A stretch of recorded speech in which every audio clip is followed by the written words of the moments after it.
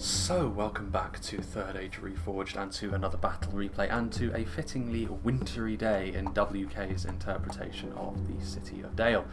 Now, I say fittingly because I feel as though this replay will probably be coming out in the early stages of December.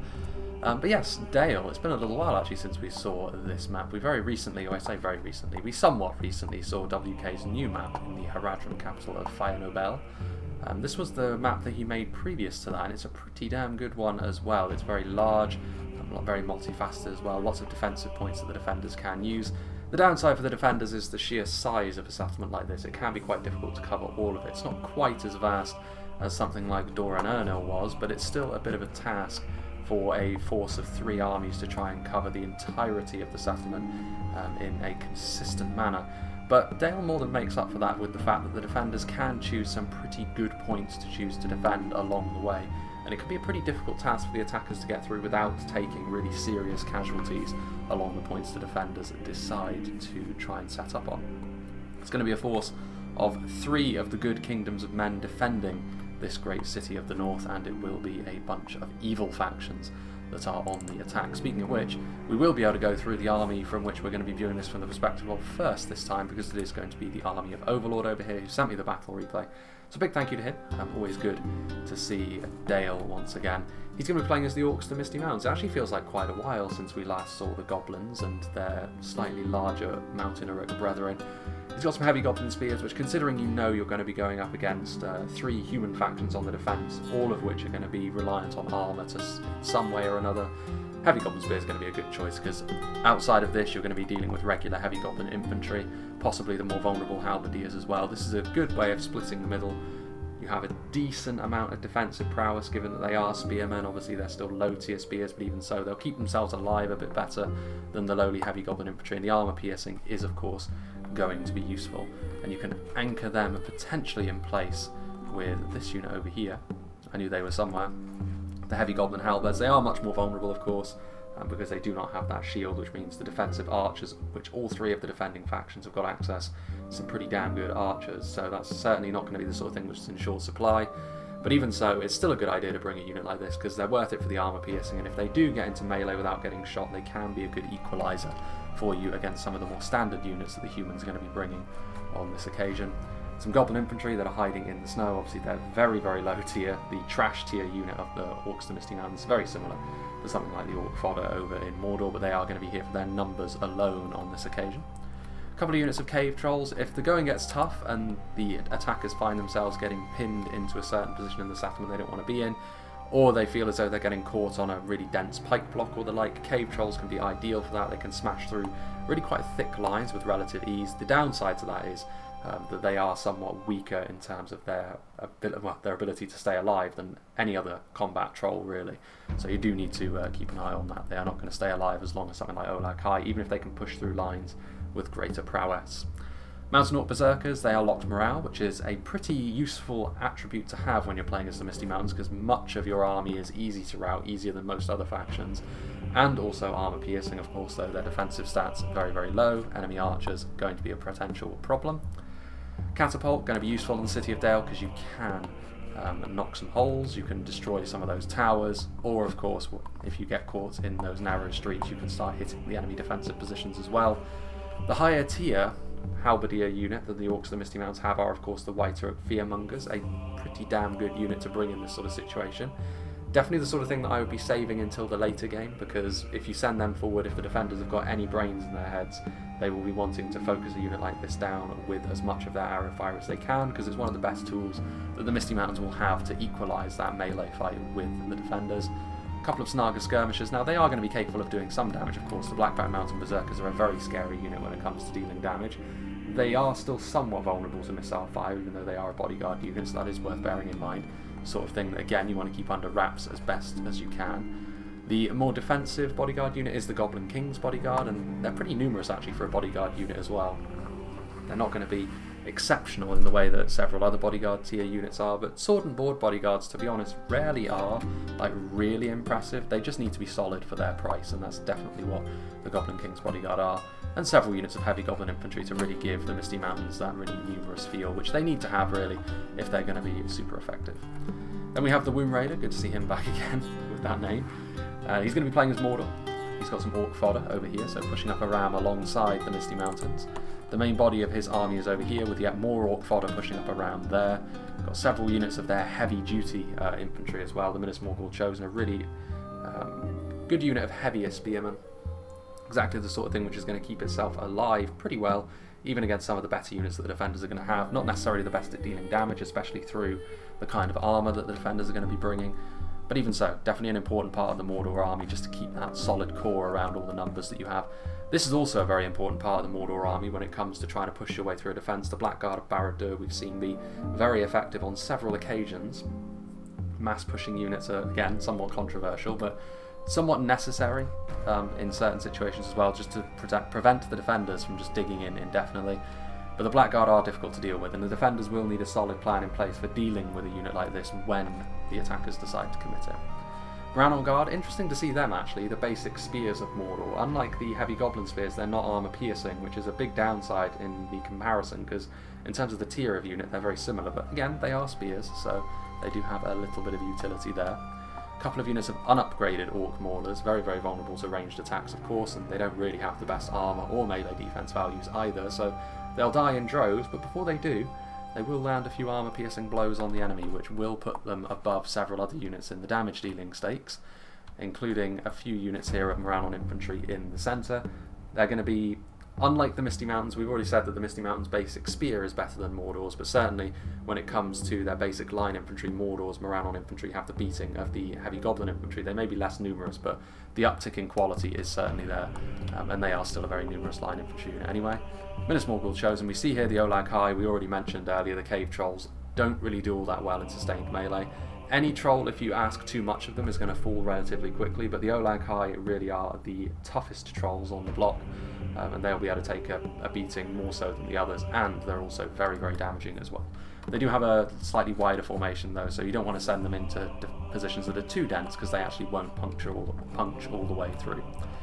Temple Executioners and Uruk Captains, the two high-tier bodyguard infantry units either side of the mighty Nazgul, and then at the back, a couple of units of Orc Javelins. The third attacking army, we have another Misty Mountains army actually, with Long Chong in command of them, I should say. Heavy Goblin Spears once again, Heavy Goblin Halberdiers also going for those Snaga skirmishers. Cheap Javelins can be very, very effective. He's gone for a lot of them actually, which is interesting. Interesting also was the omission of Heavy Goblin Crossbows from Overlord's army, but it's not something Long Chong has decided to do, because he has brought them. And a good idea too, because even if they don't, I mean, even at the very worst, they're going to frighten the defenders into using way too much ammunition on them.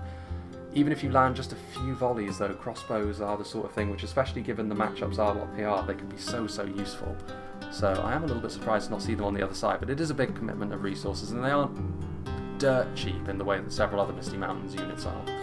More Goblin Kings bodyguard. We see over here the Snow Trolls as well. They are better in sustained combat than the standard Cave Trolls. They're also very quick, so they're actually a surprisingly decent cavalry counter, so long as the cavalry doesn't get a clean charge on them, in which case that fight can turn on them pretty quickly, but again, we'll see on that one. White Uruk Fearmongers here at the back. Drake Broodlings is an interesting choice. We've seen them be brutally effective in this sort of situation, and also completely useless. They're one of the most changeable units in the game. Let's see if that's going to be the case once more. Blackback Berserkers and some Goblin Archers just to put on a little bit of ranged pressure, which there isn't a huge amount of that going on from the attackers so far, I must say. There's also some Heavy Goblin Spears over there. We'll see if the Runic armies here in the north are going to be taking on that responsibility themselves, with Jen Mumu, who has got some upgraded Balcloth Tribesmen, so they've got plenty of javelins, not necessarily anything out of longer ranges so far though. Luxai Rim, as I've said before, they're very similar actually to the Minas Morgul chosen over in Mordor, just a really tough, heavy spear unit, which acts as that centre point to your line, which is just really hard to break down. And it complements the rest of the Runic army well, because while they don't do a ton of damage, Rune are capable of dishing out a good amount of armour piercing, which in these matchups is going to be very, very handy. Several units of Gamp Rim, really good, solid unit of Halberdiers. We also have, of course, the Flag Rim, which when the going gets tough in the melee fight within the settlements, I'm sure their armour piercing will give them an edge.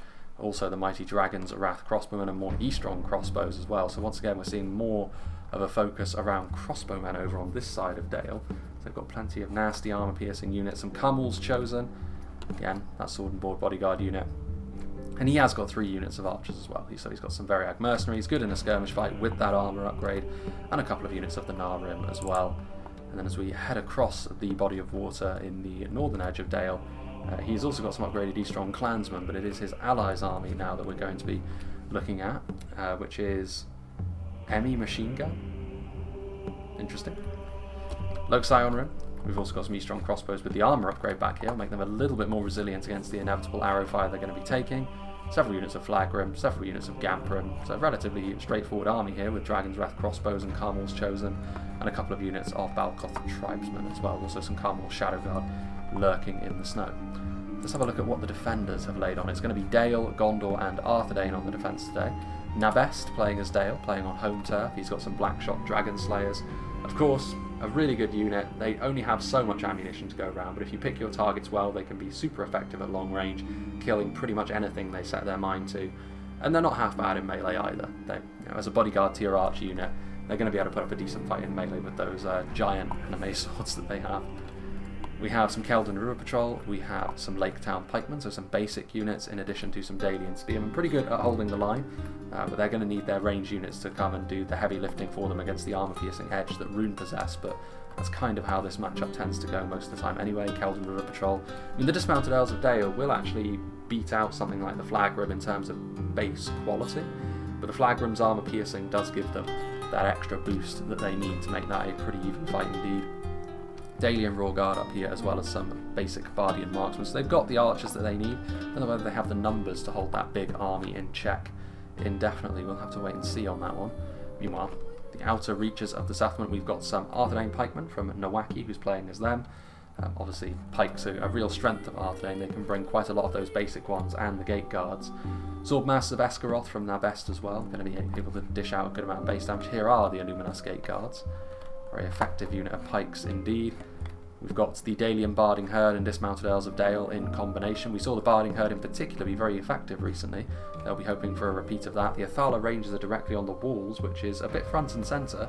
We want to be saving that Ranger ammunition for the right target rather than just spewing it into the open field, but we'll see if Nabest has got that restraint within him.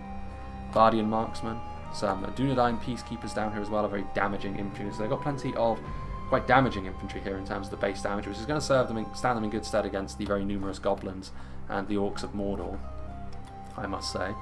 Dismounted Knights of Numinous up on the walls, already talked about those gate guards, more peacekeepers.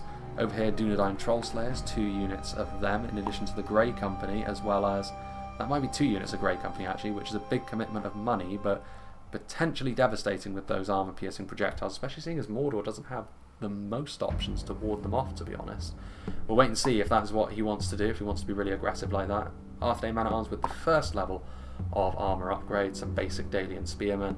There are some Knights of Illuminus out here as well who can be absolutely devastating off the charge. A very tanky unit of Lance Knights. More Arthedain Men-at-Arms, more of them, more Dunedain Peacekeepers. Some dismounted Fornoster Rhine Knights up here on the wall, ready to receive the Orc host in combat. And finally we have Thanatos, who's playing as Gondor. Finally we see a Gondorian unit, and it is the mighty Fountain Guard, the centre of many a Gondorian defence. Axman of Lasarnak going to be able to cleave through many of the attackers with that armour-piercing damage. The Raven Helms don't have the armour-piercing, but they have a better base damage, being swordsmen. Of course we have some Gondor infantry as well, piling on those armour upgrades, cheaper for the Gondorians. You'd be mad not to, really, in most situations, because it does offer you that little bit of extra protection. You may as well take advantage of something that the faction has going for it. Citadel Guard, armour-piercing spears. It really puts the heavy goblin spears to shame in a way when you consider that's who they're going to be facing off against. Certainly much higher quality. Gondor archers, marksmen of Caer Andros up here on the higher ground as well. Ones of Minas Ithil, ones of the White Tower, Athelian Rangers. So the Gondorians here in more of a supporting role, ready to reinforce the front lines wherever they're needed, in addition to trying to hold back Overlord's army by the look of things. Citadel Guard, Guards of Osgiliath and Fountain Guard. There's also some Dalian Paladins over here, a very powerful armour-piercing bodyguard unit themselves, and some Mithrandir's retinue, so plenty of cavalry actually, a very multifaceted defence, maybe not as archer-heavy as I was expecting actually. There's another unit of Veterans of Osgiliath there, but yeah, less archers. There is a Trebuchet here, which does give them that little bit of extra punch at range. There's the Arthedain archers, but yeah, interesting. Plenty of cavalry, plenty of infantry. We'll see if they've cast their net too wide though, because I think we can just get right down to business actually here, because the towers are already firing and the armies are right there. So without further ado, let's begin, shall we? So here we go then. The enemies are upon the walls and the Bardian marksmen are going to be trying to destroy as many of them as they can before inevitably the Misty Mountains try to wash over them. Although interestingly enough, the wall is crumbling, but also interestingly enough, the Misty Mountains' lack of siege equipment means they are going to be reliant on Rhun actually getting over here as quickly as possible before they can actually gain entry into the settlement themselves. So that's going to mean a lot longer for both the Bardian marksmen, but also perhaps more worryingly, the towers to get as many kills as they possibly can, because the towers do not have the binds of ammunition being limited that the archers may do.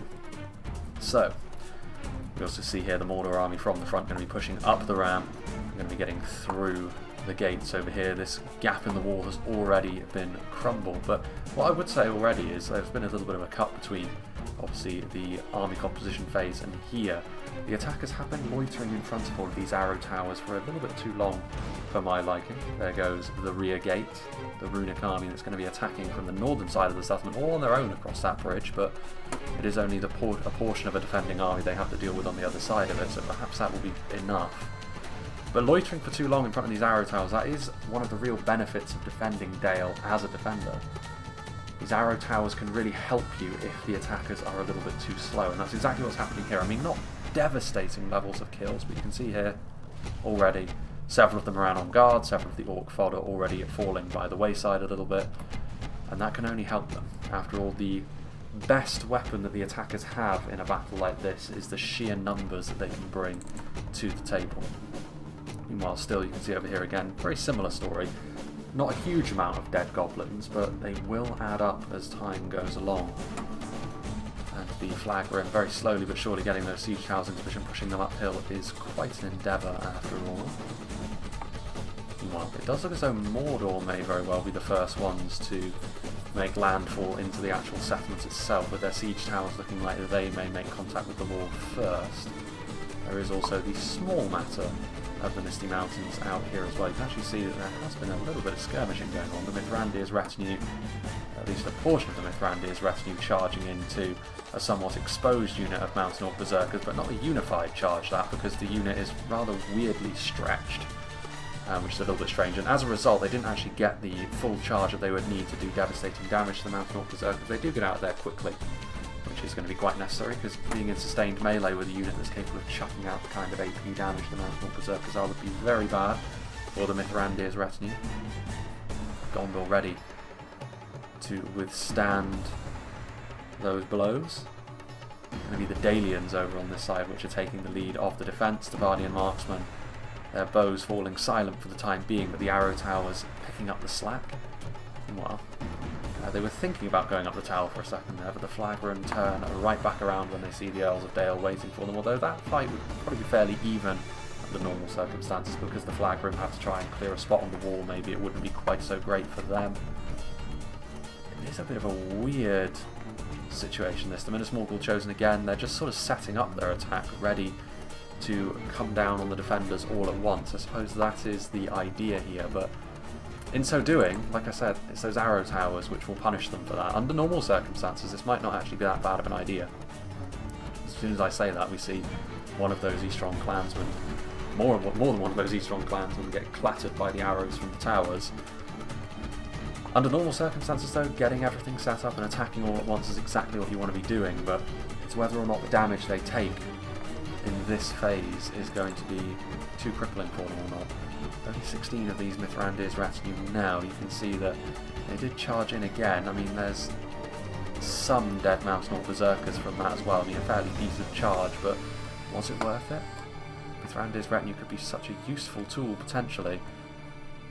I don't know. Not a worthwhile trade, in my opinion, that, but there's still enough of the Mithrandir's retinue to be a factor going into the later game. And it is actually Overlord's army which is maybe dragging its heels a little bit more. His allies are more or less ready to begin the assault in earnest on the settlement. Knights of Numenus just strolling past the gates, maybe trying to tempt the Orc fodder into a charge in, which is exactly what's happening. This is the first entry into the settlement. Very quickly retreating again, though, of the orc fodder. Are we going to be seeing perhaps Rhun take the lead? I mean, they have got their ram on site now. Goblin archers, heavy goblin spears, so the gate will also fall. Maybe the opportunity to poke a few more holes in this outer wall as well.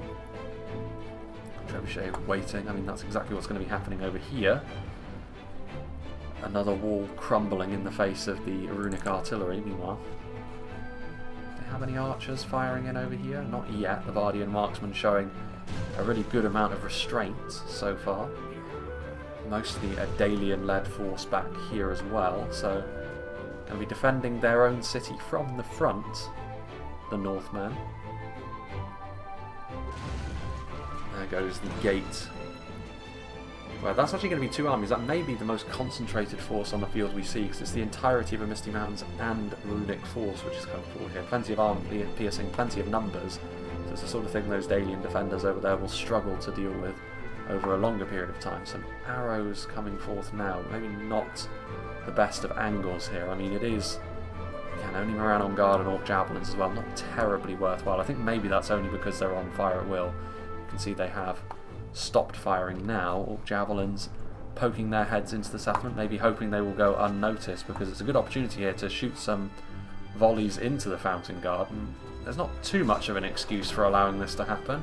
From a defending perspective, you don't have that much to pay attention to, but in the end, only a couple of Fountain Guard do actually fall, and the Axeman of Lassana, I think they'll punish those Orc Javelins dearly for that, so maybe it will all balance itself out. They need to be careful the Axeman of Lassana to not overextend, though. They don't want to be caught outside the walls fighting, really, because they will be overwhelmed pretty quickly.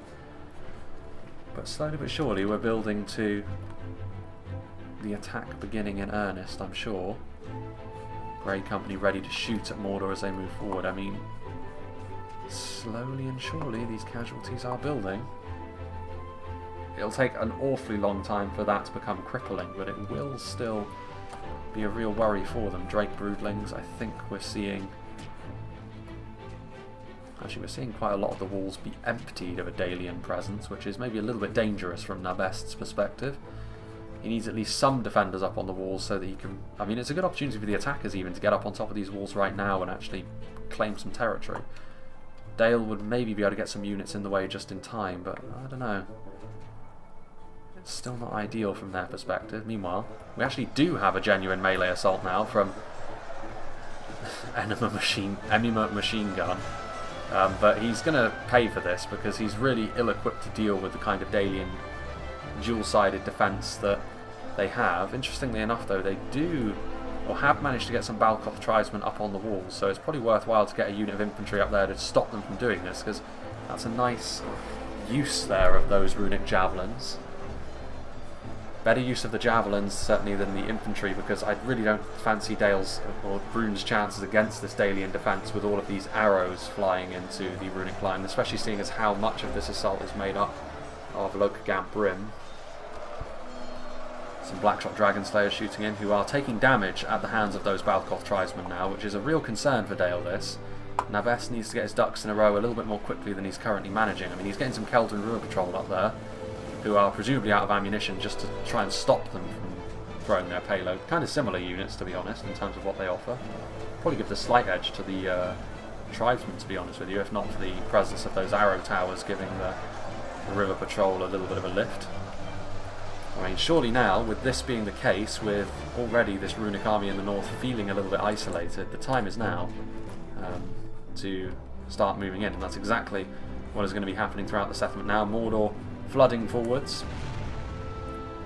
I mean, maybe that's not the best trebuchet shot there, but Nowaki is ready on multiple fronts, going to be committing forward a unit of Arthedain men-at-arms, which should be fine. I mean, there's a lot of orc numbers over here, but really units like the men-at-arms are just going to be here to hold the line, and of course the Grey Company are going to be able to rip shots right through the back over here of these units. I mean, they're not the strongest individual units. You could say there's better uses for body-piercing projectiles, but they're set up so perfectly you'd kind of be mad not to. Meanwhile, still all quiet over here. For all of that time they spent getting everyone into position all at the same time, the execution on attacking all at the same time has been pretty poor from the attackers. I mean, fortunately for them, in a 5v3 you can afford to be maybe a little bit clumsy in your approach, because ultimately your numbers are so high that you have that manpower to burn through. But as I've said a couple of times already, that manpower is not limitless in a 5v3. We've seen 3-man defences win against these kind of odds before. That's a little bit unfortunate there from Nowaki. I think he wanted to get a nice charge into the Moran Guard there, but in the end they end up just bumping into the Mordor spears. So Knights of Luminous are going to have to get out of there pretty pronto if they don't want to take any unnecessary casualties, which they don't manage. A couple of those riders do end up falling. Olag High getting in here, Dunedain Peacekeepers being sent in response, but also in response to that they're going to be counter-surrounded by some heavy Goblin infantry from Overlord pushing in. A little bit worrying this actually for the defenders. I mean, obviously the Dunedain Peacekeepers will slaughter heavy Goblin infantry 1v1, but the fact that they're just here in support of Olag High, although the rest of the Orc infantry has been melted by the presence of that Grey Company, still no move to try and get up on top of the walls from the Orcs. That was an absolutely vicious volley from the Trebuchet as well, which sends the Moran Guard running away. Moran Company, the Grey Company on the other hand, still doing their thing. They may not want to shoot any more volleys in though. I think now they really shouldn't be committing too many resources to a unit like that. Meanwhile, Cave Trolls up on the walls. Interesting that they would maybe be sent against the Fornost Knights. I mean, yeah, they're going to get down here onto the onto ground level, which is much more understandable. The Gondorians moving in to try and block these streets. I mean, as much as the attackers maybe have been a bit clumsy, they still have been allowed to take quite a bit of territory away from the defenders so far, which, I mean, so far the defenders are doing fine, but if they do end up getting outflanked in a couple of positions, they'll only have themselves to blame. Axemen of Lasarnak and Ravenhelms, they'll be doing very nicely against basic units of heavy goblins as well. Meanwhile, over here at the back end of the settlement, Keldon Roof Troll killing off the Balkoth Tribesmen with the assistance of the Arrow Towers. The Runic Assault over here is still ongoing, which in and of itself is fairly impressive, I suppose, but surely not for much longer. And this is a very nice win here for the Dalians, and Nabest committing forward those Swordmasts of Escaroth as we saw previously. Yeah, the Gamprim. I mean, the Gamprim are really not designed for this sort of thing when they're completely without any sort of support. Most unfortunate for them.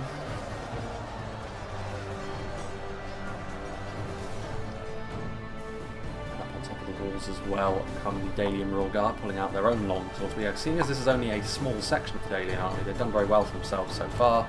You can see on the minimap as well, the Mithrandir's retinue being a little bit more patient, waiting in the backfield before this runic army is already well and truly depleted before moving in. Still nothing happening over here, which is, in my opinion, a huge mistake from the attackers. Like, they need to be more unified than this. The Snaga skirmishers are trying to throw in some payloads. I mean, there's some Drake Broodlings that have barreled through all the way to the backfield over here. I mean, they're getting into Bardian Marksmen, they're getting into some soft targets, but they're not following this up with anything. A genuine infantry assault behind this would be good, because while the Dalians are distracted trying to save their skirmish line, they'll be neglecting their front line, allowing you to get that foot into the settlement. And there's two armies over here, so there's really no excuse for them being worried about casualties, especially when they're Mordor and Misty Mountain's allies over on the other side are already entering into fisticuffs in the settlement. Dunedain Rangers, meanwhile, I mean, maybe being a little bit too gung-ho with his body-piercing ammunition here, Nowaki, but to be fair, he has got enough of it to go round, and he's already causing real panic in the ranks of Mordor over here. Ooh, that is brutal. I mean, they're already routing, but they're definitely not going to come back now. Meanwhile, dismounted Fornost Rhine Knights are kind of caught here. There's some cave trolls, but they're also managing to successfully surround this unit of Minas Morgul Chosen. They were shaking for a bit there as well, and considering they're one of the more resolute Mordor units, that's a pretty bad sign moving forward for the forces of darkness. 9 Troll Slayers there. Dismounted Fornost Rhine Knights still completely uncontested up on the walls. A little bit more of a messy engagement down here, but the Axemen of Lasarnak with those wide swings from those armour-piercing weapons is going to be easily enough to destroy the remnants of this heavy Goblin infantry force Overlord sent in. Maybe not so much against the Nazgul, but even then the Nazgul are pretty isolated at this point. The brave Axemen are going to try and knock down their hit points as much as they possibly can. Meanwhile, over here the Gondorians have actually reorganised themselves to guard this choke point, which I do agree with. Ravenhounds, Fountain Guard and standard Gondor infantry. I mean, they're not really able to deploy their numbers in a situation like this, the Misty Mountains, and they're going to be at the mercy of the solid but damaging infantry of Gondor. Those Ravenhounds in particular should be really good in this sort of fight. Against the Mountain Orc Berserkers who don't have many defensive values to speak of, all of that base damage is going to be hitting home. Bad news for them.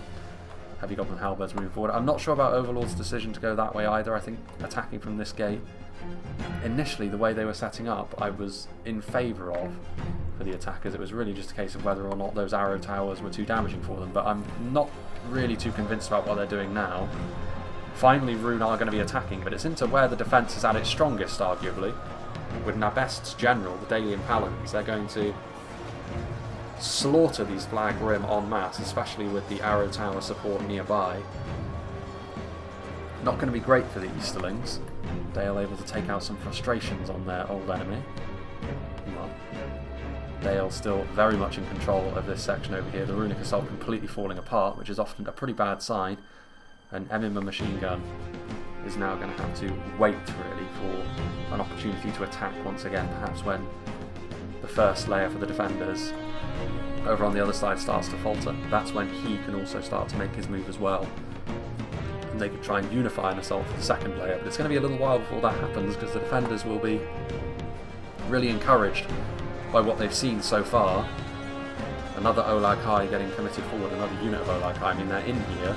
They've managed to secure this corner of the settlement, certainly, but they're going to need some help against the Ravenhounds here. They're going to do pretty well against this unit of Morannon infantry that's trying to secure the gatehouse once and for all. Arthedain Shadow Bows are also in there. I mean, the Minismorgul Chosen have stabilised themselves, but not after taking a pretty decent amount of damage. They should, I mean, 64 of them, 81 Arthedain Man-at-Arms, they should still be enough to defeat a unit of Arthedain Man-at-Arms like this, but two units that aren't going to be doing that much damage to one another. There's also nearby Troll Slayers and the like. Things did not go very well for the Eastlings over here either, because once again they attacked into a bodyguard unit with a support this time as well. And there you can see the Dalian Paladins really dominant in that fight. Finally we can see Long Chong's army moving forward. The Snow Trolls moving in the vanguard, plenty of Goblins moving forward. I mean, this is the Misty Mountains at their best really, surging forward with numbers. So it will be a concern this for the Dalian defence, especially when you can see the Runic Halberdiers moving in as well, give them the armour piercing they need to do a little bit of damage. Also the response they would need against a unit like the Bardic Herd being here. Pushing forward now with the Heavy Goblin Spears, the Grey Company moving into position. I mean, you can see here the Snow Trolls, once like with the Drake Broodlings, managed to get into the backfield, going up against the Blackshot Dragon Slayers, Dalian Spearmen. But I mean, the Trolls will fall, but I actually like this from the Misty Mountains. They've managed to interrupt the skirmishers for the time being. Unfortunately for them, however, all of the damage they've been doing along this really nice shooting corridor they've set up will be interrupted once the Heavy Goblin Spears arrive. The Dalian Spearmen getting into position. You can see the Illuminous Gate Guards on the way over as well. I do like the defenders' willingness to engage against the attackers when they move forward. It has been to their great credit so far. We'll see how long that can continue for. This Misty Mountains assault over here being effectively turned back completely now by Gondor. Another assault completely falling apart is not a good sign for the attackers. As I said, in a 5v3 you can afford this sort of thing to happen a fair amount as an attacker, but it's not the sort of thing you can afford to let happen continuously throughout the battle, otherwise it's going to be bad news for you. Meanwhile, not the best use of this ammunition. See there the black streaks of the archers in behind. One's a Minister Thiel. That's armour-piercing missiles there. What are they actually going after there? They are going after the Arthedain Shadowbows. That's probably a worthwhile pick, actually, taking away a unit of rangers from the attackers. The Arthedain Shadowbows are actually very well armoured for rangers as well. They might be my favourite unit of rangers, or what I think to be the most effective one in the game, just because of that. Troll Slayers moving forward, I mean, they'll make very quick work of a depleted unit of Minismorgul's Chosen. Now might honestly be the time. I think maybe he's forgotten about it for now because there's a lot going on, but the Mithrandir's Rat, you could really find some gaps here. Crossbows might still be a little bit of a concern, but we'll have to wait and see. A bit of routing going on here. Oh dear. I can only assume. I shudder to think of the level of kills that this unit of Grey Company has picked up at this point. You have to say, the Grey Company have been a very, very good pick from Nowaki so far. I believe he had 2 units of them, didn't he? Yes, he did, and that's a very expensive thing to bring, and you need to get a lot of kills with them to make it worthwhile, but he has made it worthwhile, I would suggest. Very, very good use of them. The mobility has been key as well, because, again, if they were all attacking at the same time, the attackers, it wouldn't have mattered, but because they've attacked at slightly different moments, the Grey Company have been able to reposition themselves each time to meet each assault. And they've really made the attackers pay quite dearly for their disorganisation here so far, the defenders, but the battle is still young. Dismounted Earls of Dale and Bardingherd still forming up that very reliable Dalian front line. Plenty of damage being done. Meanwhile, Easterlings up here. I mean, the Dalian Paladins, now this is a little bit more of a dangerous assault. I mean, Sion River almost completely gone. They should still beat the Carmel's Chosen one-on-one, but at least it's more of a worthy foe for them to get their teeth into.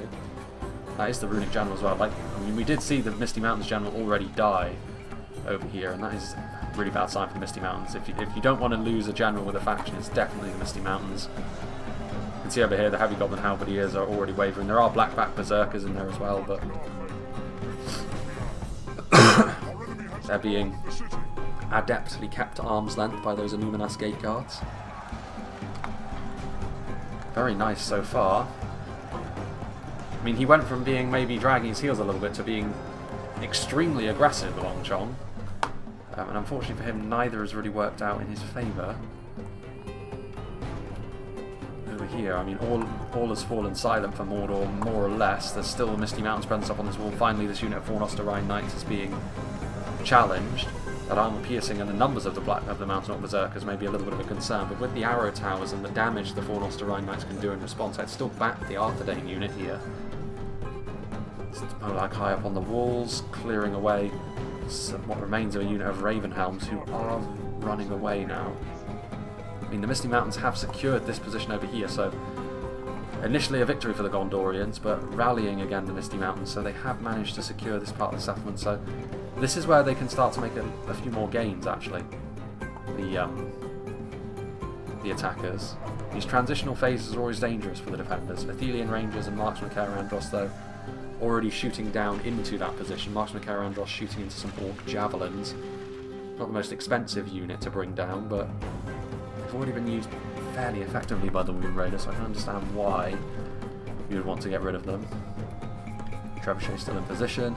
Still Wardens of Minas Ithil. You can see some Citadel Guard ready to repulse any Mordor attacks. Arthedain Pikemen also. I mean, they're defending a lot of angles here, the defenders, which may yet prove to be a bit of a problem. But if they can deal with this assault over here, this should, on paper, have been the most dangerous part of the settlement for them against two armies, one of which being the very numbers-heavy Misty Mountains. The armour-piercing that Rhun can offer against a faction that was like Dale, who was the lead defender over here. I don't know. Well, Earls of Dale moving forward, more of an assault coming forward. I mean, that is the saving grace here for the attackers. Balcloth Tribesmen in a good position. They can continuously send these waves forward for a little bit longer yet. Those Balcloth Tribesmen effectively forcing the Earls of Dale out of position, forcing them to try and close that gap to engage them in melee. Bardingherd holding their ground. More arrows coming in. The Gamprim have really been bullied in this fight so far, both over here and on the northern bridge. There goes the Dalian General there. Dalian Paladin starting to struggle a little bit against the Easterling numbers up on that wall. Not too much of an issue for the defenders, but it is a worry for them there. Things looking a little bit more thin on the ground over here. It might be time for the defenders to start thinking about pulling back, defend that second layer. They've really done a good job so far, but maybe they want to continue to try and defend from the front. And I mean, Thanatos sending more units in. Marksman of Caerandros pulling out those swords. They'll do decently here. They'll obviously defeat Orc Javelins. They'll be a little bit concerned about the Halberdiers, but with the addition of the Fountain Guard, the Gondorians should be happy enough once again. The Cave Trolls are moving in. Under normal circumstances, Cave Trolls against Spear or Polearm units like this would be really good. But because of the armour piercing and the outright damage that the Fountain Guard, Citadel Guard can chuck out, it's probably not the best fight for the Cave Trolls, to be honest, and they may end up fizzling out fairly quickly. Well, what is going on over here? Maybe a little bit gung-ho this from Thanatos. I mean, there's Blackback Berserkers. The initial wave of opposition, the Orc Fodder, and the heavy goblin spears the Citadel Guard will probably do alright against, but as soon as the Black Pack Berserkers get into melee, this fight will go fairly heavily in favour of the Misty Mountains. They are going to try and push to the front. Good move from Overlord. I mean, the announcer still really fancies the attacker's chances. It goes to show how difficult 5v3s can be for defenders. Still Grey Company in position. The Earls did push forward into the Balkoth Triton and actually did kill them, but they are also going to pay the price now that the Carmel's Chosen are on site to assist their underlings. Grey Company shooting in once again. This time into some Snaga skirmishers. They're going to get a few javelin volleys in response, but just tons and tons of damage. And of course the Grey Company will keep that body-piercing projectile when the next patch does come out, so this is the sort of thing that you can maybe expect Arthedain to do more often in the future. We all know how useful body-piercing can be on the defence, so having a unit of horse archers that is indispensable to your defence is rather an interesting one.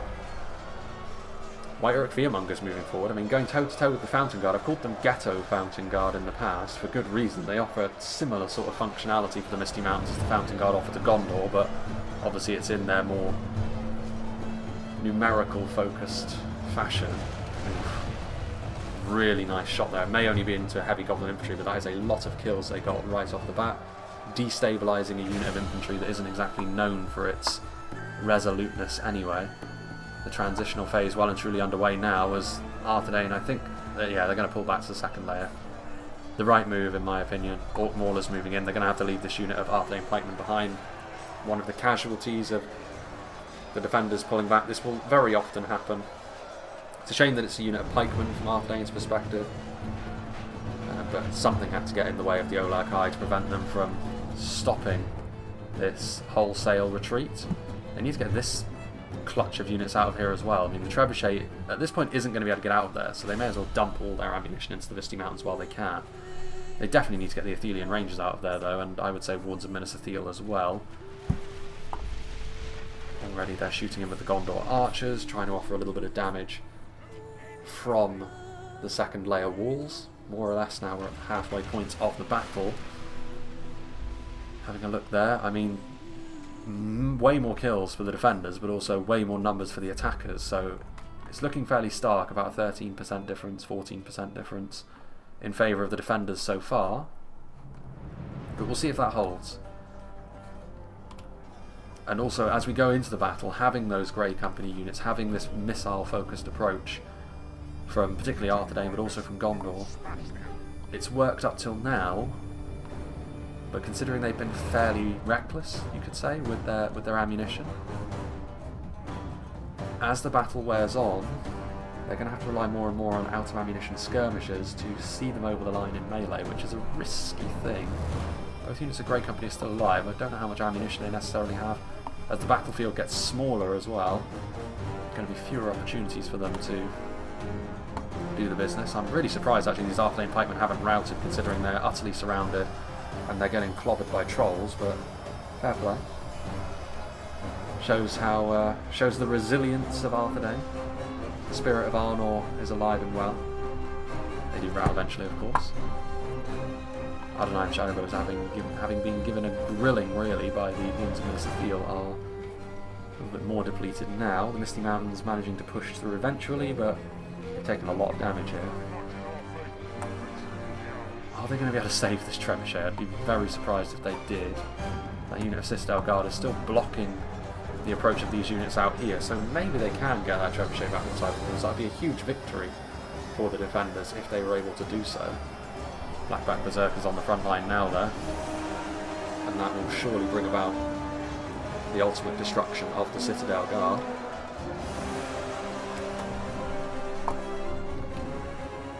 Elsewhere, Grey Company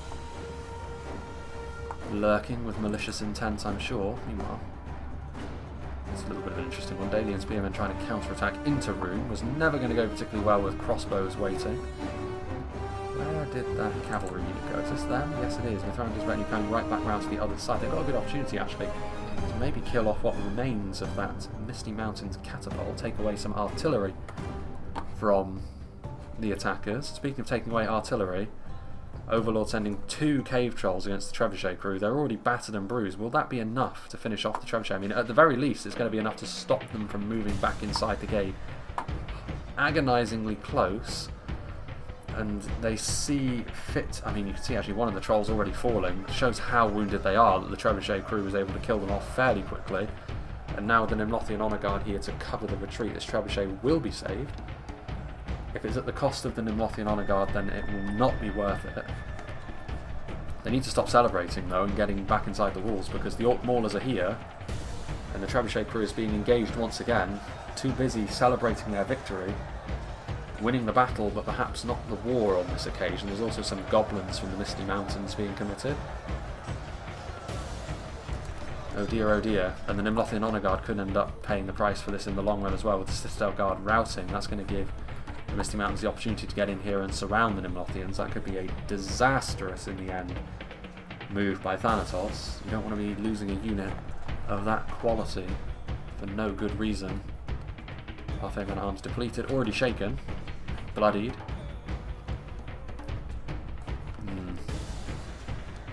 They're moving back across the river here. So I actually do like this from Machine Gun, because he's waited after having been given a real beating. I've just noticed as well as Emmy Machine Gun. Call him Emmyma Machine Gun. What an idiot I am. But yes, he waited after being given a beating to the point where he would be useful in the fight again, and now throwing everything he has at Dale while they're also attacking from the front. Maybe the timing is a little bit off. Maybe he should have waited a little bit longer for the actual attack on the second layer to truly get underway. We could be looking at history repeating itself, to be honest, with this northern runic army jumping the gun a little bit before their allies in the south are ready.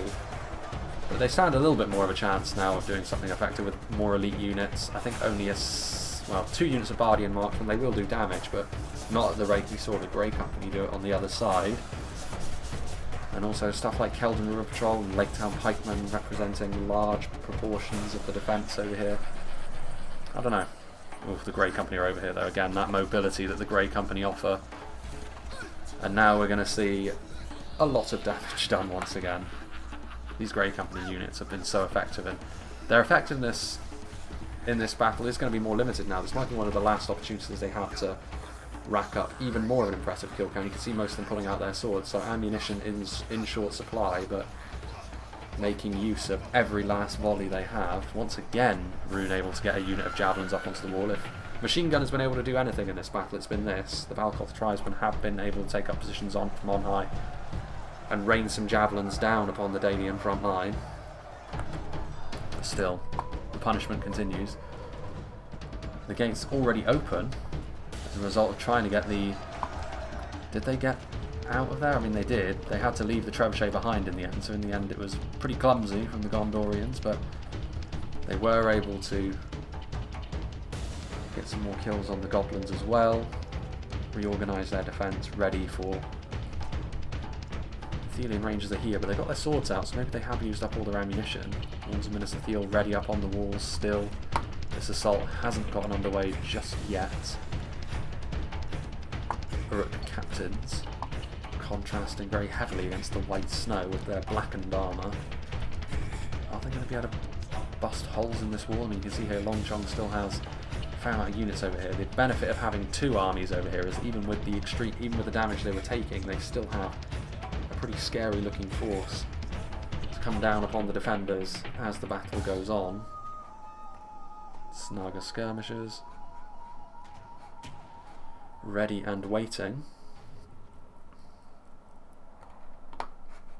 What is going on over here? Will Rhun be able to actually be victorious over here, even in spite of the Grey Company plying their grisly trade? Got their swords drawn now though, so maybe all of the ammunition has dried up.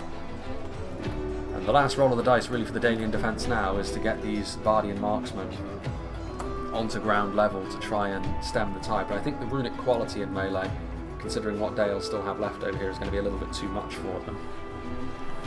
And now as the lines start to fall apart, the Grey Company are going to try and charge in and do what damage they can using their mass and their swords. Once obviously going to be nowhere near as devastating, but any more kills they can pick up at this point, from their point of view, they've performed as you would want them to. Both units of Bardi and Marksman coming in here to destroy this unit of Balkoth Tribesmen. They're going to have to turn around and deal with a significantly more dangerous foe in the Carmel's Chosen.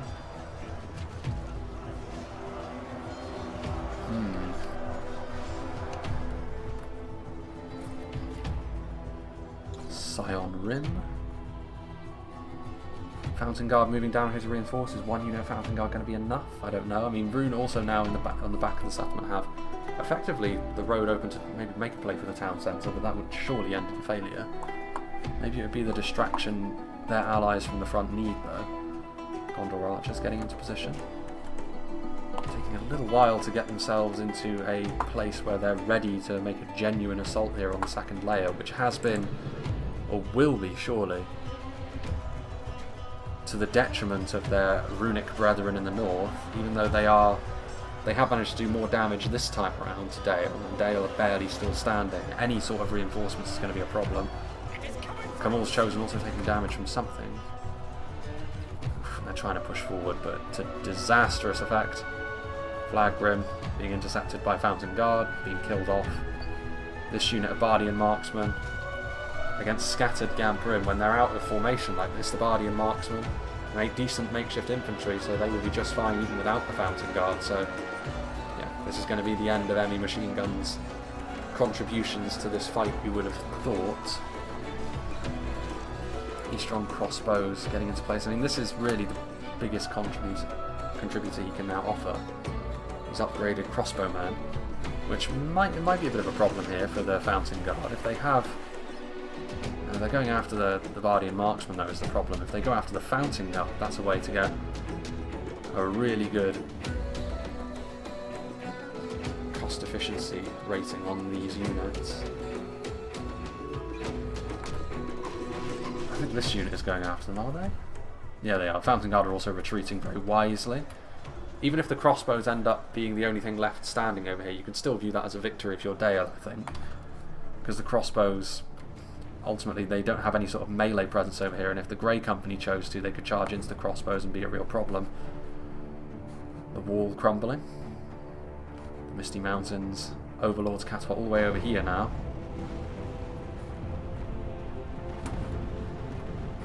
Surely the wall will crumble, giving them a potential way in. You can see the discoloration on the walls when it's crumbling. I think that's because the animation model is different.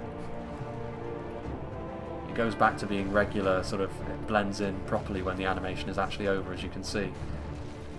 The gates also being battered down by Mordor. They still have Blackguard of Barad-dûr, which is always a dangerous unit for the attackers to have at their disposal in this sort of situation.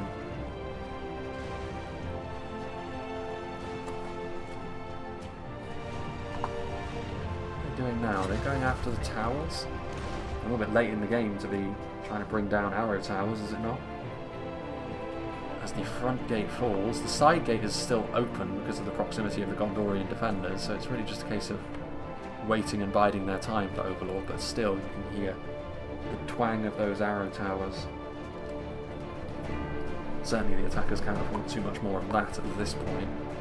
The veterans of Osgiliath firing at the Snaga skirmishers immediately and causing them to rout. I mean, trying to play this game of cat and mouse at this late stage in the battle, I'm not sure it's going to be all that effective, especially when now the Grey Company can be used to play tag like this without fear of them being wasted. A lot more of those Snaga, making sure they won't come back. E-strong crossbowmen from the other runic army of Jen Moon. Could this be their saving grace? Heavy Goblin and E-strong crossbows? Undyne Rangers and Wardens of the North in a very threatening position up on that snowbank. Still got some Scion Rhun over here as well. A bit of a crossbow presence still. As was kind of expected though, the Grey Company are being used to charge in and out of these E-strong crossbows. They probably will end up being killed to the last man, but depleting a unit of crossbows like this is definitely a worthwhile use of them. Scarcely have I seen a singular unit used as efficiently perhaps as the units of Grey Company have been. in this battle. And I mean, partially the attackers have let Nowaki do this, but also he's had to have the judgment and actual proficiency with them to continue to do this, continue to rack up what is probably an extremely impressive kill count from them. It's a shame we're not seeing it from the Arthedain perspective, to be honest with you, because nothing will be able to match them at this point. Variag mercenaries are trying to skirmish with the enemy. Veterans of Osgiliath, I mean, this is the sort of situation in which Variag mercenaries are going to be out there most effective, especially with that armour upgrade, but they're going up against Veterans of Osgiliath, who operate on a higher level. It really is that simple at the end of the day. And also they're going to get a countercharge here by the Grey Company. Maybe lost his bottle a bit there. That's probably the first noticeable mistake I've seen with the Grey Company. He saw the gap for him and immediately tried to run. But even so, more missiles. Any missiles that don't hit the Variag mercenaries at this point are going to hit Fearmongers. Definitely probably the better choice, to be honest with you. Now that the gates have fallen, Mordor trying to push forward, having their path blocked by a unit of Gondorian Citadel Guard. Elsewhere, still some dismounted Knights of Numinous. Misty Mountains trying to make something happen over here, but their morale collapsing in the face of Wardens of the White Tower and Guards of Osgiliath. Coming forward with the Blackbacks, who have already seen combat against Citadel Guards, so they are a little bit bloody, but you would still fancy their chances in a battle 1v1 against the Wardens of the White Tower. Very depleted Gondor infantry, thoroughly out of their depth in this kind of fight. Trying to keep the Blackbacks at arm's length like you saw on the other side from the Gate Guards by using the Guards of Osgiliath is probably the way to go. It'll take a while to kill them off, but it will disarm them fairly effectively. Dalian Roar Guard shooting down into that position. Another way to efficiently deal with the situation at hand. Rhun are now pushing forward with a bit of gusto. Grey Company still over there. Scion Rim having to deal with a line of pikes. And also Dunedain Trollslayers. This is where having so many skirmishers still left alive could really work against them, because the attackers, if they just be aggressive like this, if they can make this stick, maybe a little bit of an oversight over here, too lightly defended, maybe getting a little bit too comfortable against Longchong and Jen Moon, who's approaching this battle. Now all of a sudden they're moving forwards with a lot of aggression, and this could be a real problem because they're going to get attacked in the rear by trolls. They don't necessarily have the infantry count anymore to be able to respond to this, and this is why being really aggressive is really the right call for the attackers. The longer they stay at arm's length, the more the defending skirmishers are going to be able to do their thing. The worse it's going to be for them. Minas Morgul Chosen pushing further into the settlement, just causing that chaos at this point is the best they can do. Veterans of Osgiliath, I think, out of ammunition at this point. They'll be invaluable as a melee combatant at this point now. Throwing javelins in, that's going to be pretty damaging for the Gamperim once again. Getting knocked down a peg or two. Heavy Goblin crossbows are now in position though, which is an even bigger concern perhaps. They can if they can make these infantry gains stick with a bunch of crossbow volleys, I'm not sure I would fancy the defenders' chances, and the attackers can really start to claw back those percentages. Gondor archers, you can see here, even in these sorts of positions, they're doing their best to try and use as much of their ammunition as possible, knock the attackers down to a level where they can no longer rely on beating their skirmishers in melee. This one will Chosen doing the business. Dunedain Trollslayers, in all fairness, should be enough to defeat the Goblin King's bodyguard, especially with the help of dismounted Knights of Numinous, although they are actually getting back down off the walls now. And they're going to try and finish off the Minas Morgul Chosen alongside the Gondor archers. I mean, at this point, I think the defenders just need to throw everything they can into defending this layer, because so many of their units would be left behind and trapped if they tried to retreat to the town centre at this point, that doing so would be tantamount to waving the white flag.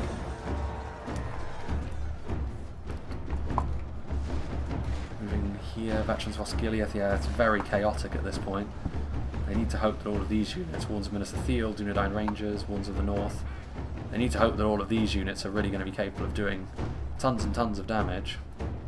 Obviously the runic crossbows are being held in check over here by the Grey Company, because the Grey Company can simply charge forward and stop their advance unless the strong crossbows shimmied along the wall, which is a possibility. You can do that here on this map. going after the crossbows. I mean, not the most high priority target. They need to stop these crossbows from getting a foothold and shooting into what they have left as with regards to their defences. They're not the best under normal arrow fire, let alone armor piercing arrow fire, so they will kill off these Eastrongs pretty quickly. Brutal. Arrow towers still making their contribution. I mean, they do need to continuously send this infantry forward at this point, otherwise all the gains they have made will be for naught. White Earth Fearmongers will be more than capable of defeating veterans of Osgiliath in melee.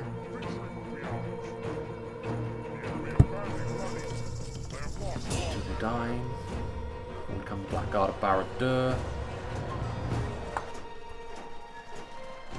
And Rhun actually going for the town centre. That's an interesting play because it will divide the defender's attention rather than keeping it concentrated in this part of the map. So actually that's not a bad idea at all by Rhun. In spite of being really put to the sword in terms of combat, they've had the right ideas and they could still be a big contributing factor in a potential victory here for the attackers. Gondor still holding line as Guards of Osgiliath proving to be very important. A little bit of support from the Dalian Roar Guard also going a long way here.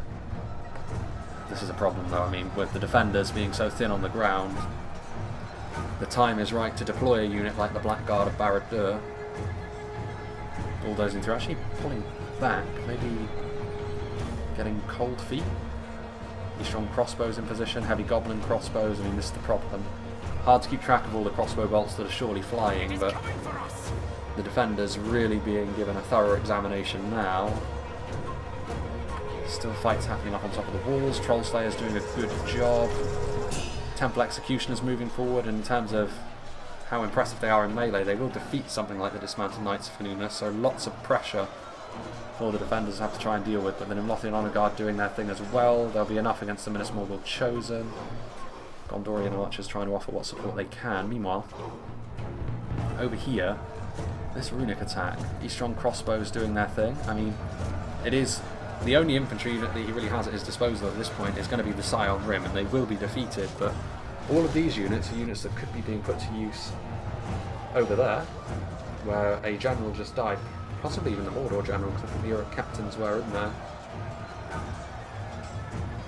But just dividing the defenders' attention, which is something the attackers haven't done as well as maybe they could have done in this battle, but better late than never.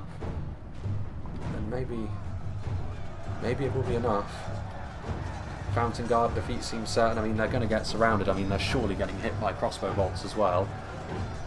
They're also now going to be surrounded. I mean, these strong crossbows are obviously pretty damn poor in melee, but just the fact that they are being surrounded, these strong crossbows are shooting into the backs of the Fountain Guard. Rallying in the late game here are the attackers. Yeah, that's brutal. That's vicious. If it was just 1v1 in melee, Fountain Guard would be doing a really good job here, but all of these crossbows that they still have at their disposal, a real problem.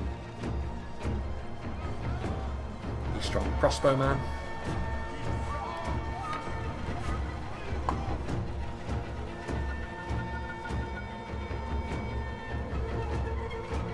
Now Rim reloading.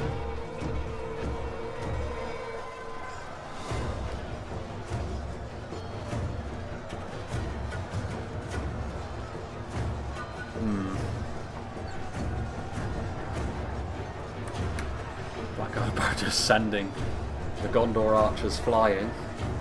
Dale looks rather imposing from this angle with all of its tall towers.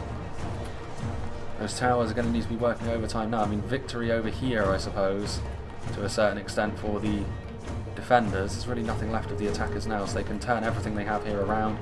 Very depleted pikes. As soon as those Blackguard are dealt with, they have another unit of Dunedain Trollslayers as well, so not an insubstantial force that they have. Ones of the White Tower already over here. That should be enough to finally stop the momentum of the Blackguard of Barad-dûr. I mean, the Gondorians still have a decent presence here, facing off against them in melee. Much more even now, in fact, dead even. 88% to 88%, so it goes to show how much ground the attackers have made up, and given that they now have the momentum in the fight, it's difficult to see how the defenders can try and carry this through to a victory. Especially when you hear the mechanical clank of those crossbows. How much have they managed to retreat to the town centre? Marksmen, ones in the north, Troll Slayers. They've retreated some stuff which can hold their own in melee, but whether it's going to be enough or not, I'm really not sure. Looks like this runic assault is now being brought to an end. But a worthwhile one from Machine Gun. Doing what damage he can. There's still a unit over here, the blue star representing what remains of the general unit, and that is going to be his Camel's Chosen, bloodied and beaten up. 22 of them. Could be the kind of margin by which this battle is decided. It's definitely shaping up to be an interesting one going into the final phase. They still have to deal here, the attackers, with the Troll Slayers and what remains of the Gondorian infantry out here, which is not the easiest of tasks. There's still some genuine quality here, so they're going to take some losses doing that. And then do they have the numbers to be able to take the town centre? Do they have the heft? Because it's going to be harder to use their crossbows as they get into that position, as long as the defenders set themselves up properly. Guards of Osgiliath moving forward, they're going to engage with the Rhun. Get as many kills against them as possible. I mean, that is the name of the game at this point for the Gondorians that still remain. They just need to kill off as much as they can over here, giving themselves the best chance going into the late game. Dunedain Troll Slayers, they're taking pretty much, well, not point blank actually, the Arthedain Shadow Bows are shooting at them, but some really good volleys of their javelins there, hitting the Temple Executioners and the Scion Rim. There goes the Gondorian general. The Nazgul still alive. They've seen a lot of combat in this battle so far, so 7 of them remain, but they're going to be in a significantly more fragile state going into the decisive moments in this battle. Javelin fire still coming down from high now, also going to be able to hit some of the White Orc Fearmongers in for good measure. All about getting those kills. And also the Wards of the White Tower preventing those Goblin Archers from closing them down in melee. And obviously Wards of the White Tower will kill off plenty of Goblin Archers before they're laid low. But yeah, now it's going to be melee. Dunedain Troll Slayers getting hit by javelins, the body-piercing projectiles they've been getting hit with. Maybe not the devastating volleys that Nowaki was hoping for, but it's better than nothing. They've still contributed.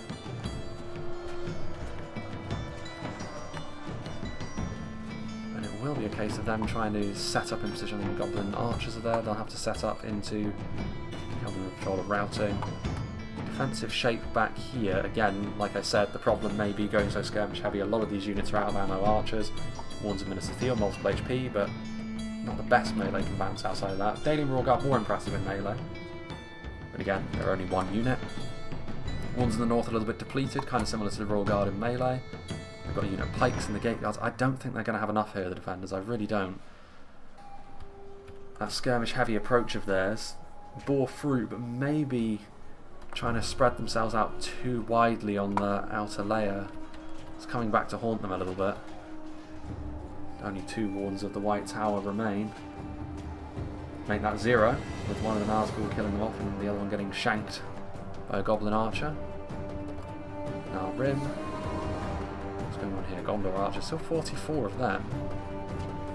I mean, they'll surely rout very quickly in the face of a unit as deadly to them as the White Orc Fearmongers.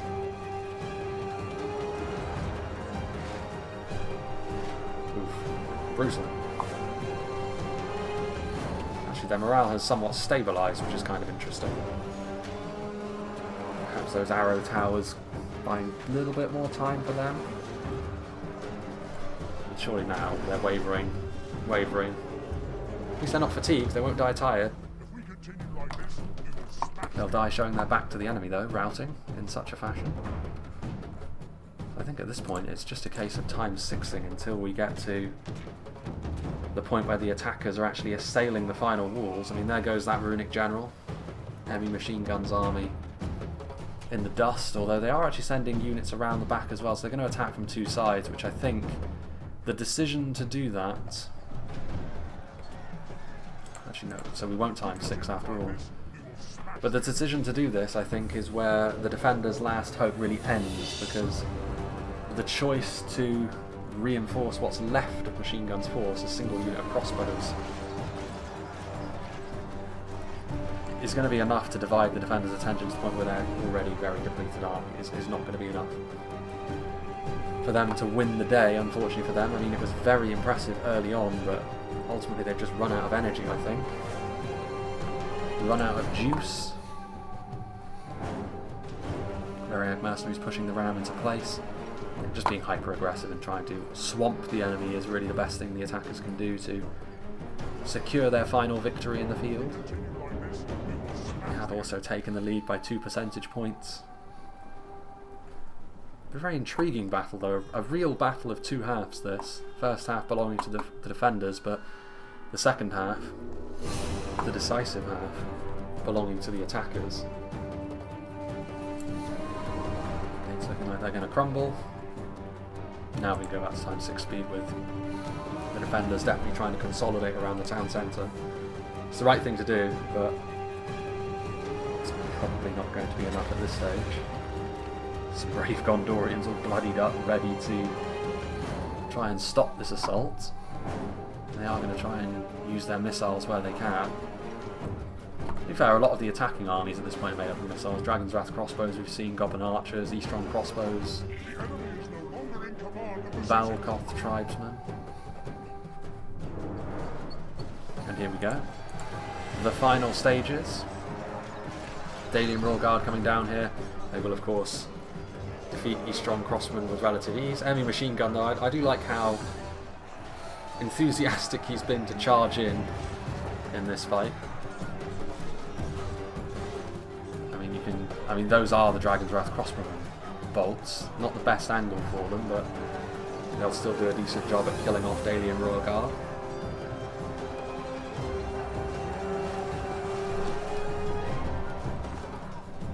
Guarding herd over here, so Dale trying to take the lead on that defence, and I guess they're going to leave Arthedain and Gondor to try and hold the front gate. Not going to work out too well for them. I mean, Goblin archers charging in, they will be killed off with relative ease by a unit like Wardens of Minas Ithil.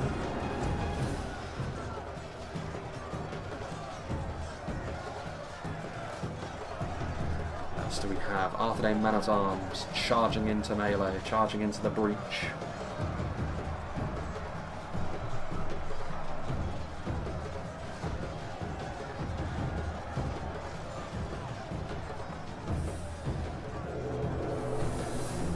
And fearmongers.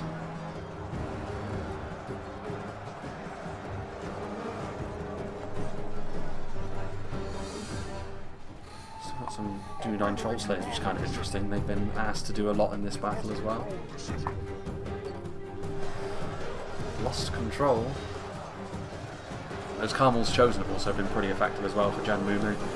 Being asked to go up against Dalian Paladins, and they've been ever present in the evil assault ever since. I've often said that they're rather average as far as a bodyguard unit goes, but it goes to show that even an average bodyguard unit can still be excellent centre to your army.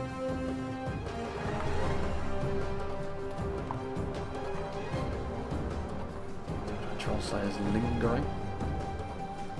To what end, I wonder? Nazgul are over here as well, so they've also been an ever-present in the assault for a little while at this point. Ever since the initial assaults in the first layer, they've been involved.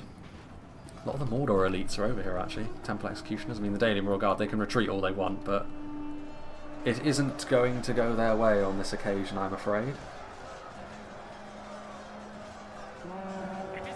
They may as well just throw everything in at this point, the defenders. Go down swinging. 15 Dunedain Peacekeepers. You can see in there as well the Dragon's Wrath crossbowman. They're sort of waved scimitar, two-handed scimitars.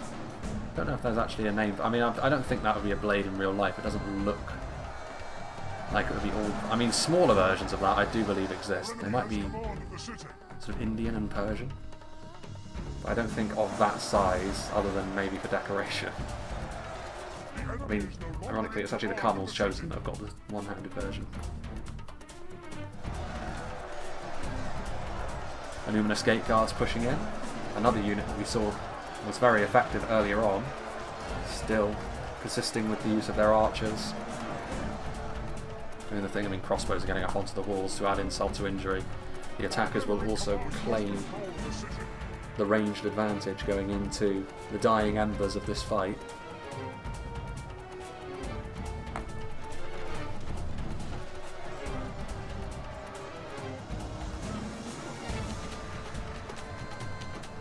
style of skirmishes move. But I'm surprised that they're still around. We've seen the low tier javelin units actually get fairly well bullied by the defenders, and they're continuing to do so with a point blank volley here.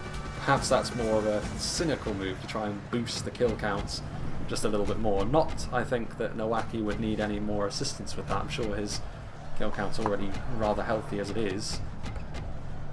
Valkov Tribesmen getting up onto the walls, trying to get into position with those javelins, firing at point blank into the Scion Rim that are accosting them in melee.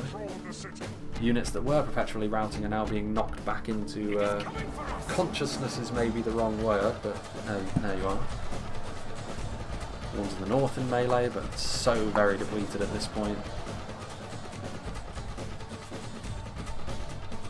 Arthedain marksmen routing. They'll go back to the town centre, maybe to return. Daily Royal Guard doing the same. Nazgul, only 3 of them remain.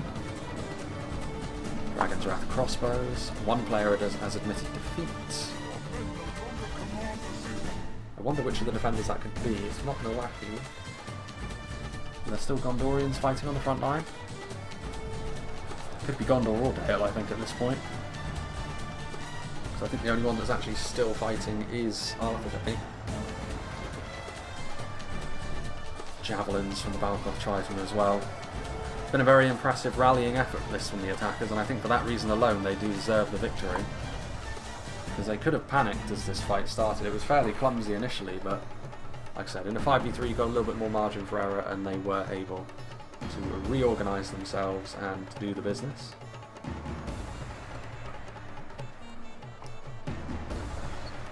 Over here, Temple Executioners, the fallen Númenóreans, killing off the remnants of the kingdom that the faithful formed. I'm sure that will give them great satisfaction, albeit they are fairly far away from that in Dale.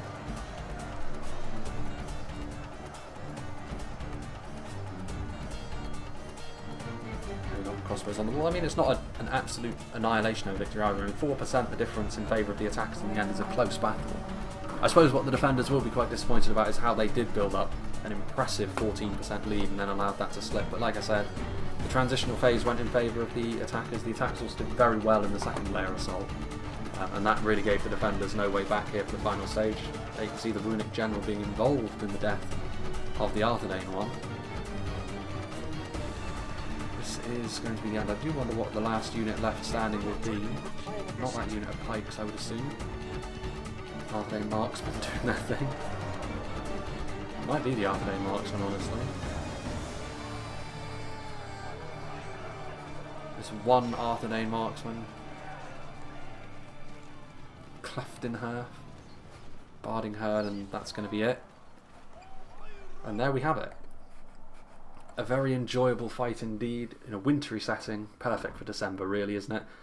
And yeah, actually Nowaki not getting as many kills as I thought. I suppose a lot of those kills may very well be concentrated in his skirmishes, the Grey Company in particular. But looking back, I suppose his infantry wasn't actually all that impressive in melee.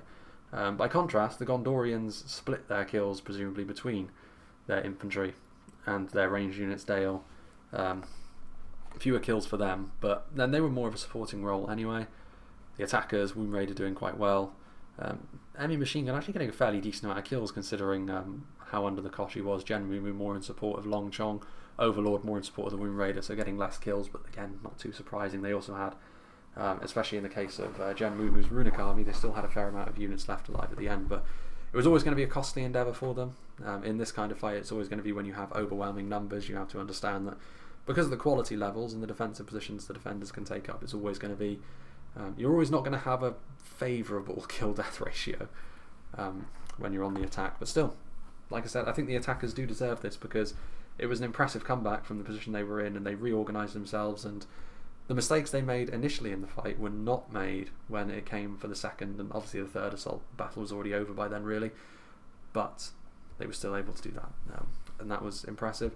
The defenders will probably be a little bit disappointed, but they still played very well. I mean, it could have gone either way. 4% is not a huge difference, and I feel like if they just retreated a little bit, maybe been a little bit more selective, some of their volleys were being ballooned up and over, that sort of angle of fire isn't going to be as efficient as you need, and 5v3s are so demanding. Like, they are a difficult thing to win if you're the defenders, as this proves, because they started off so well and they still couldn't see it over the line. Let's see what did the damage though for the Misty Mountains armies. Long John, crossbows in the late game proving to be really effective. The Drake Broodlings actually, that initial assault, that initial confusion they caused, they may well have fizzled out fairly quickly, but it was fairly effective while they did it. Quite a few of those Dalian archers fell by the wayside, and who knows, maybe that ammunition could have been a determining factor. The Snow Trolls, for much the same reason actually, used in exactly the same way, and both of them produced fairly decent amounts of kills. White Fearmongers doing well, obviously some units getting next to nothing, but then they were on the receiving end of some pretty nasty volleys from varying sources. As for Overlord, his Cave Trolls doing quite nicely as Blackback Berserkers, especially seeing as a lot of those kills would have been against stuff like Citadel Guard and Wardens of the White Tower. That is a good return from them. But for much the same thing over here, you see some of the units doing quite impressively individually, but some of them doing relatively poorly, but it all evens out to a fairly run-of-the-mill collective performance from the Misty Mountains on the assault. But that's kind of what you expect from them, right? They're all about their numbers, and it's no surprise that both of those two armies were the biggest on the field, only narrowly over Mordor, but still, it is what it is. So yeah, big thank you to Overlord for sending me this wintry themed battle replay, and a big thanks to all of the players as well. Obviously this is WK's variant of Dale, and what's coming up immediately after this is going to be another WK map, which is not completely brand new. I mean, it's a new map as far as WK has made it, but it is an updated version of Helm's Deep that WK has made, which includes the interior, which should be rather interesting. I'm interested to see how that works out. So that will be the next battle replay that we see on the channel. Moving forward, there's also some on old favourite maps like Merlond and Tull Falas, which will be coming out in the next few weeks. We'll be looking to continue the Rise of Mordor stuff as well, so that will be ongoing. And I've also got some replays in Silmarillion, so that's going to be the triumvirate of content that we have from now moving into the early stages of 2022. And we'll reevaluate as we move along. Obviously the idea is to get some new hardware early in the year, and we'll take it from there. But for now, the plan is fairly set. So yeah, once again, big thank you to Overlord and all the players. Hope you enjoyed this, and I hope you'll join me for whatever is next.